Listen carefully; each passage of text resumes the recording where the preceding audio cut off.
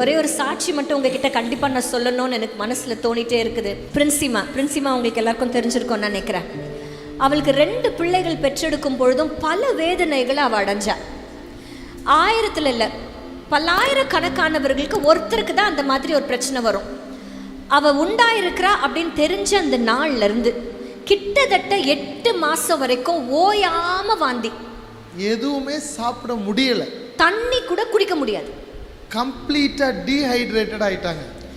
எந்த அளவுக்கு அவ 2வது பிள்ளைய பெற்றெடுக்கும் பொழுது ரொம்ப மோசமான நிலைமையில அவளுடைய உயிருக்கே ஒரு பிரச்சனை வந்த ஒரு சூழ்நிலையில அவளை ட்ரீட் பண்ற ஒரு டாக்டர், அவங்களுக்கு பிரசவம் பார்க்க போற அந்த டாக்டர், இன்றைக்கு நான் தைரியமா சொல்றேன், அவர் ஆவிக்குரியவர்.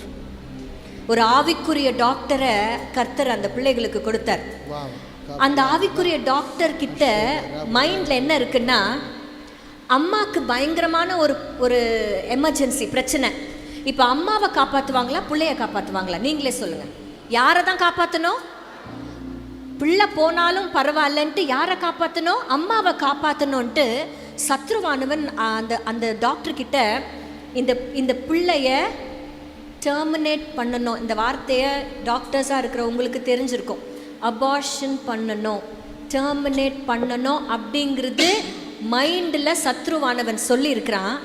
ஆனால் ஒரு நாளுக்குள்ள கூட அந்த டாக்டர், நான் சொன்னல ஆவிக்குரியவர், எல்லாவற்றையும் ஆராய்ந்து நிதானிக்கிறவர், வாய் திறந்து இந்த 2 வார்த்தைகளையும் வாய் திறந்து சொல்லவே இல்லை. அது ஒரு நாளில் உச்சக்கட்டத்துக்கு போனப்போ she refused all the treatments, எல்லாத்தையும் எடுத்துகிட்டு ஓரமாக அப்படியே படுத்துக்கிட்டு இருக்கிறாங்க. அவங்களால வாயை திறந்து பேச முடியாத ஒரு நிலைமையில் இந்த டாக்டர் எடுத்த முடிவு என்ன தெரியுமா? நான் ஜெபிக்க போகிறேன்.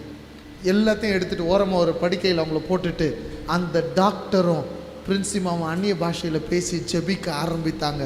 நடந்த சம்பவம் என்ன? அந்த அறை முழுவதுமாய் தேவ பிரசன்னம் நிறைந்தது. ஆவிக்குரியவன் ஆவியிலே எல்லாவற்றையும் நிதானிக்கிறான். நான் டாக்டர் என்பது முக்கியம் இல்லை, நான் ஆவிக்குரியவன் என்பதே முக்கியம். ஆவியிலே அவர் அந்த ஸ்டெத்தஸ்கோப் எல்லாத்தையும் ஓரம் வச்சுட்டு அந்நிய பாஷை பேச ஆரம்பிச்சார். இதுவரைக்கும் ஏற்படாத ஒரு வல்லமை அந்த அறைக்குள்ளே இறங்கினது. அந்த பிள்ளை பிறப்பதற்கு விரோதமாய் எழும்பப்பட்ட ஒரு யுத்தம், 8 மாதங்களாய் இருந்த அந்த யுத்தத்தை கர்த்தர் ஜெயமாய் ஜெயமாய் ஜெயமாய் மாற்றினார். She got healed. அவ பிள்ளையும் பெற்றெடுத்தா. அந்த பிள்ளையை பெற்றெடுத்து முதல் வருஷம் பிறந்த நாள் அந்த டாக்டர் வந்து சாட்சி சொன்னதை நாங்க பார்த்தோம். ஆமென்.